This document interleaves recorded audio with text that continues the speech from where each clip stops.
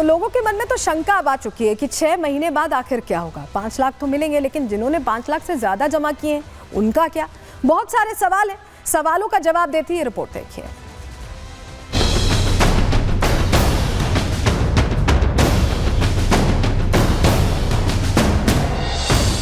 भारत में middle class को bank पर भरोसा होता है।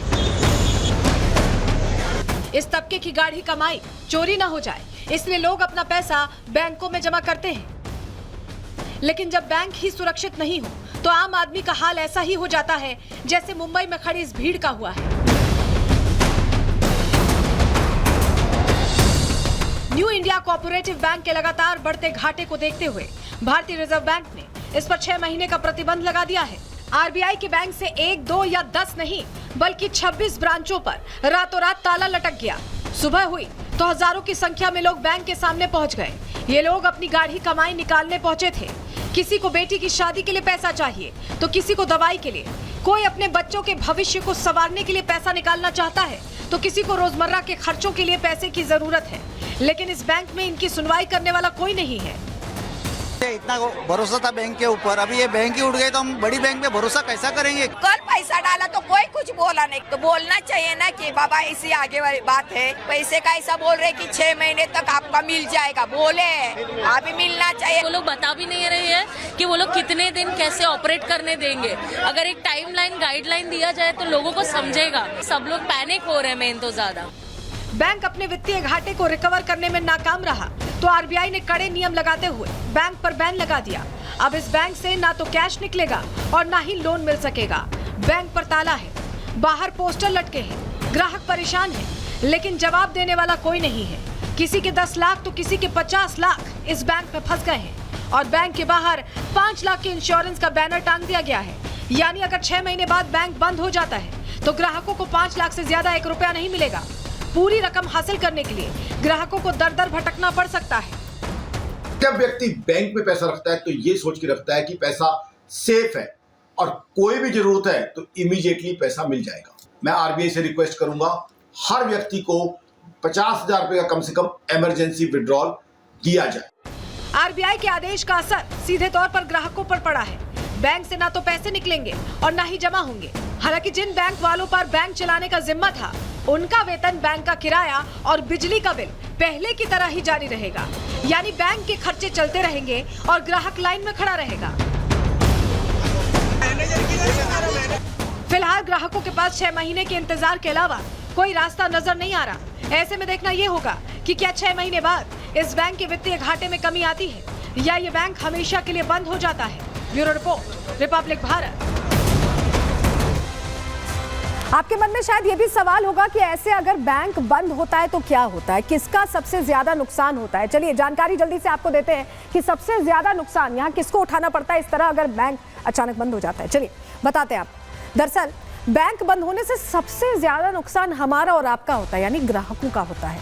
बैंक खाते में ग्राहकों का पैसा फंस जाता है, मुश्किल होती है। इंश्योरेंस अब जरूर आता है लेकिन कहीं ना कहीं मुश्किल तो होती है। बैंक में एफडी के रूप में, देखिए एफडी के रूप में जमा रहता है मोटा पैसा। लोग एफडीज बनाते हैं, किस लिए बनाते हैं? सेविंग्स करते हैं, फ्यूचरिस्टिक अप्रोच के साथ बनाते हैं। लेकिन पैसा अटक जाए तो क्या करें? रिटायर्ड कर्मचारियों की पेंशन की रकम भी रहती है बैंक में। ग्राहक पढ़ाई और शादी के लिए पैसा भी जमा रखते हैं। इसके अलावा बैंक बंद होने पर आरबीआई और सरकारों को खास नुकसान जरूर नहीं होता, लेकिन नुकसान सबसे ज्यादा हमें और आपको होता है। और ऐसे में हमें सोच समझकर आगे बढ़ने की जरूरत है। तो क्या करें, कैसे अपने पैसों को सुरक्षित रखें, कैसे अपने पैसों को बचाएं, मैं बताने जा रही हूं आपको, क्योंकि आपके लिए ये जानकारी बहुत जरूरी है। 5 लाख तक का एक इंश्योरेंस जरूर है, लेकिन वो सिर्फ 5 लाख तक का है। अगर अमाउंट ज्यादा हो, मान लीजिए आपने 8 लाख रुपए जमा किए, तब क्या होगा? लेकिन 8 लाखों को कैसे जमा करें, कैसे उसे डिसेमिनेट करें कि आपका नुकसान ना हो, आपका फायदा हो, आपके फायदे वाली बात बताते हैं आपको। दरअसल आपका पैसा है तो जिम्मेदारी भी आपकी होगी और उसे आपको उठाना होगा। किसी एक बैंक में पूरा पैसा जमा ना करें, ये बहुत इंपॉर्टेंट बात है, क्योंकि अगर आपने पूरा पैसा जमा कर दिया, बैंक लॉक हो गया, ऐसे ही फ्रीज हो गया, तो आप क्या करेंगे? अगर आपके पास 8 लाख रुपए हैं, एग्जाम्पल के तौर पर मैं बता रही हूं, तो 2 बैंक में रखें, 4-4 लाख रुपए रख दें। कम से कम 5-5 लाख की कैपिंग होगी, इंश्योरेंस है ना 5-5 लाख का। दोनों बैंक अगर बंद होते हैं तो आपको 8 लाख रुपए मिलेंगे, बल्कि 10 लाख मिल सकते हैं। अपना पैसा छोटे और लोकल बैंक में ना रखें, ये ध्यान रखें। बहुत सारे बैंक होते हैं, स्मॉल फाइनेंस बैंक, इस तरह के बैंक। वेरीफाई करें कि ये बैंक कितना सुरक्षित है। पैसा हमेशा पीएसयू बैंक या फिर बड़े प्राइवेट बैंक्स में ही रखें। ये वो तरीका है जिससे आप अपनी जो इनकम है, अपनी गाढ़ी कमाई है, उसे सुरक्षित रख सकते हैं। और क्योंकि पैसा आपका है तो सोच समझ के आपको चलना होगा और इसे फॉलो करें। तो ऐसे में कम से कम अगर ताला भी लगता है, आरबीआई कोई कड़ा प्रावधान कर देता है घाटे में होने की वजह से, तो आपके लिए मुसीबत नहीं खड़ी होगी। चलिए आगे बढ़ते हैं, अगले सेगमेंट की ओर आगे बढ़ेंगे और अब बात करने वाले हैं उस अखाड़े की जो लगातार विवादों में बना हुआ। किन्नर अखाड़े में लगातार विवाद बढ़ता जा रहा है। क्या वजह है, हुआ क्या है, सब कुछ बताने जा रहे हैं आपको।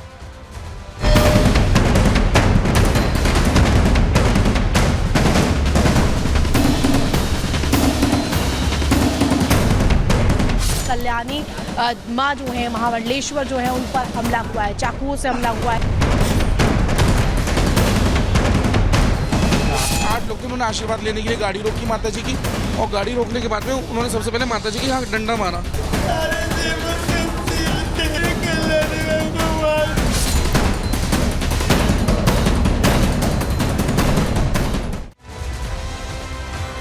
किन्नर अखाड़े में लगातार ऐसा लग रहा है कि वर्चस्व की लड़ाई चल रही है। और लड़ाई शुरू हुई कब, आपको बताते हैं। ममता कुलकर्णी की जैसे ही एंट्री हुई, जैसे ही ममता कुलकर्णी महामंडलेश्वर बनी, ऐसा लगा कि किन्नर अखाड़े में दो फाड़ हो गई और उसके बाद वर्चस्व की लड़ाई शुरू हो गई। और लड़ाई होती रहती, वाद विवाद चलता रहता, लेकिन ये लड़ाई हमले तक आ गई। हुआ क्या है, चलिए तस्वीरों के जरिए सबसे पहले आपको बताने जा रहे हैं, जानकारी आपके सामने रखते हैं, क्योंकि जो तस्वीरें सामने आई हैं उससे पता चला कि हमला हो गया है। जी हाँ, ये देखिए, कल्याणी गिरी जो किन्नर अखाड़े की ही सदस्य हैं और छोटी मां के नाम से जानी जाती हैं, उन पर हमला हो गया।